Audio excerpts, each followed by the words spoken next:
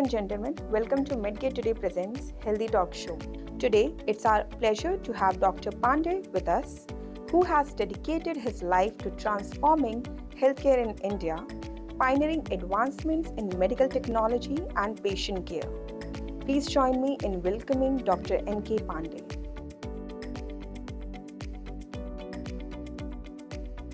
Sir, what motivated you to establish the Asian Institute of Medical Sciences and how does it reflect your vision for healthcare?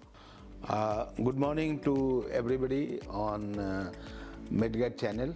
It's great pleasure to be with you today and greeting from Asian. I have been practicing in this region for a very long time. After I came back from UK in 85, since 85 I have been practicing here as a surgeon.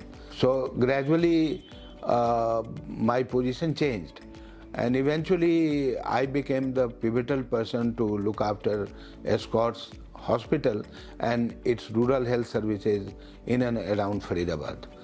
Also got associated with Escorts Heart Institute since it was owned by the same parent body and I was involved for a very long time.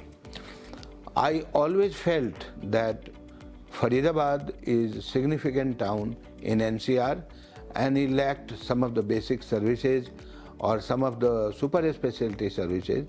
So my vision to start Asian was to fill up those services. And we were first hospital to come up with many of the things at this region. We fill up the gap which existed. So we brought in the first comprehensive cardiac services, the first comprehensive cancer services, including all investigation modality, PET scan, dual head gamma camera, and then all radiation facilities. We built a state-of-art facility for surgical operations, so we brought in transplant services, open heart services. So my vision was to really provide services at doorstep to people of Faridabad. And today when I reflect back after 15 years, I feel that to great extent I had been successful. But I think we keep on changing our success parameter all the time. So today I would like to add further and build more services around what exists currently. As the chairman and managing director of the Asian Institute of Medical Sciences, how have you built a culture of excellence in both clinical and operational functions? Actually, when we look at healthcare services, what is mostly measured is the outcome. You know, when we look at medical services, our measure of success is what we do and how it is successful. And looking at that measure automatically bring all the quality parameters. So the moment you are doing the surgery and you are looking for outcome, then you look at the infection rate, you look at the ventilator associated pneumonia, you look at how successful your surgery been, then you start looking at survival rate, you look at mortality or morbidity.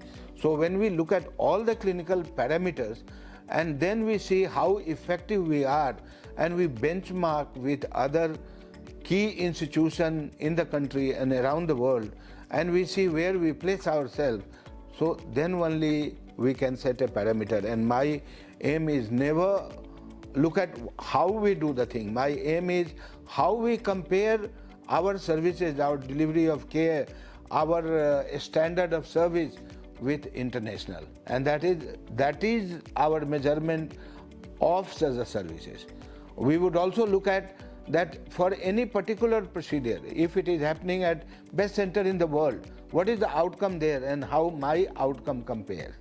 I would look at the whole hospital infection rate. We will catch we have documented each and every infection in this hospital since inception. And we will know that what will be the antibiotic that will affect it. We also monitor what is delivered to the patient. So if our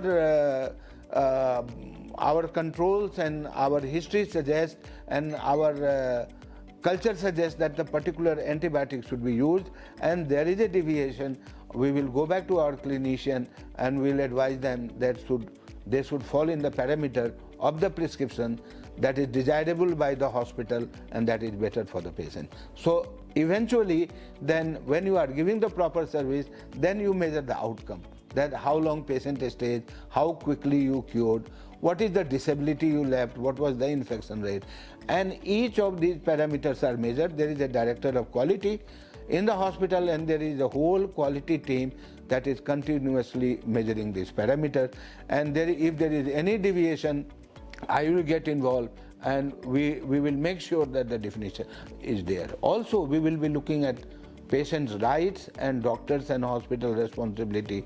We will be trying to matching the expectation of the patient and benchmarking these as well with the international and best of the national parameters. Would you like to share any one of your milestones? Actually, my journey, if I reflect back today, I come from hardcore rural background and I have grown from there to this level, and I never look at myself as CMD or chairman of this hospital or Asian group. I am part of the group that runs this hospital, and I am one of the worker or one of the person involved in the leadership of managing the Asian group, and quality remains the main thing. So when I look at my milestone right from school to college to medical school to my study in Edinburgh, and from there journey back to the country, and then working as consultant, then medical superintendent, medical director, executive director, then director on the board of Scots Limited, and then SETI of Asian. It has been continuous stepping up exercise. In the process, it has taught me what to do. So it is a self-learned process, and I think that one of the most important things that I learned through milestone is delivery of care with sympathy, knowledge, skill and compassion. And today, if you ask me what are the 4 parameters I'll be looking at, then these will be the key parameters that I look in anybody who I hire as a clinician, as an administration, or somebody who is involved in the patient delivery care or at apex position.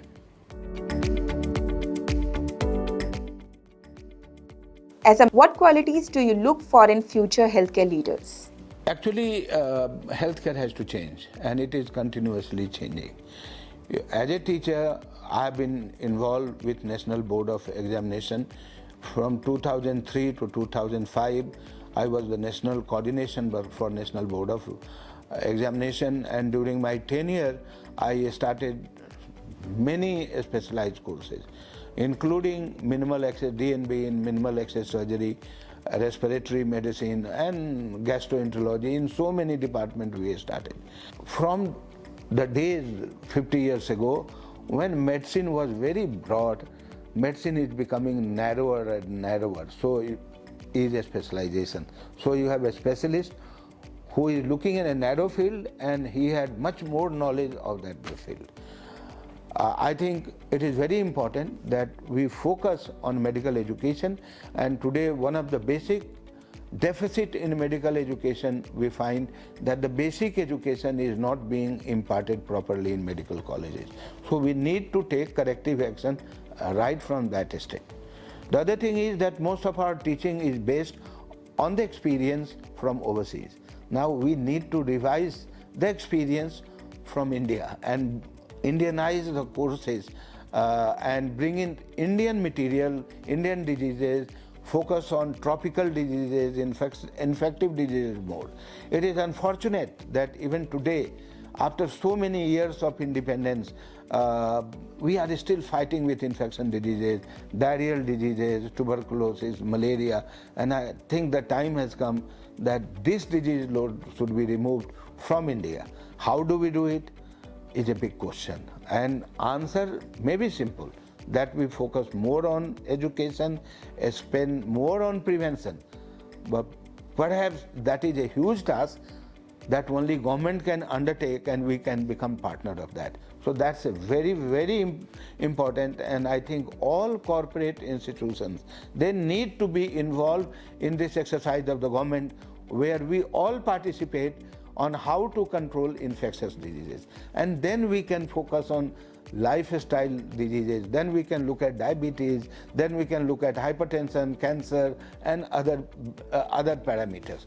So therapeutics, diseases like therapeutics is what we curative is what we have been focusing today. The most of the corporate hospital focus on that, but we need to join hand with the government and focus on health education and prevention as well. We can have a discussion with the government and find out the role and responsibility and what we need to do, but that is one of the most important subject. As far as grooming of the doctors and healthcare professionals is concerned, it is very simple. There is no shortcut to it. You have to do the hard work, you have to acquire the knowledge and the skill. The balance between knowledge and skill has to come. So exposure to books, to text, to research has to merge with the clinical experience and clinical excellence, and then you have to develop compassion. It is not like doing an MBA that you have done that and then you start selling Lux or you start selling beauty product. It is a continuous process. You are playing with life and death, and you have to put many more years before you mature, and let that maturity come. The return in healthcare to anybody who is aspiring is never short term. It has to take its time. So you spend time with the patient, you spend number of years in the institution, and you grow. All successful people, every successful doctor has done so. And if you ask me, my advice to younger people who are entering healthcare, I would suggest that never have a short-term vision, have a long-term vision, play a 5 days test match and not 2020 to become a good doctor. I would like to sincerely thank Midgate, all the listeners and viewers for spending this time with me, and I hope that I'll have second opportunity to come, and that time perhaps we can look at softer aspect of the healthcare, what we need to do, how we need to make the patient comfortable, and then we can talk about the change, because change is coming in big way. Information system is changing, how we gather information is changing, how we operate is changing, how we are treating is changing, and time to come, I think we have to take the delivery of healthcare to patient door, more involvement of information technology, and I think that we should start treating the diseases when it just starts. So early diagnosis, then we can think of cure. We do not want to diagnose cases in 4th stage of cancer or 3rd stage of cancer.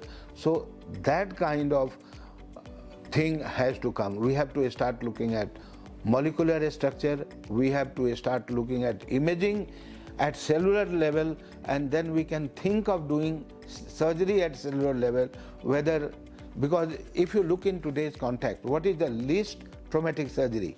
It is cataract surgery, where you really damage millions and billions of cells.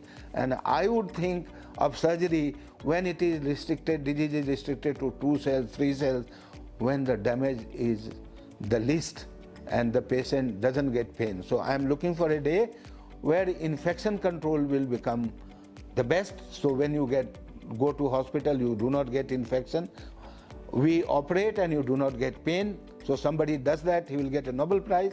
And then I would like to wish that we have equipment to sterilize equipment and whatever we use very quickly without polluting the atmosphere. So these are my 3 wish lists for future to come, and whoever does it, perhaps he will get a Nobel Prize. Thank you.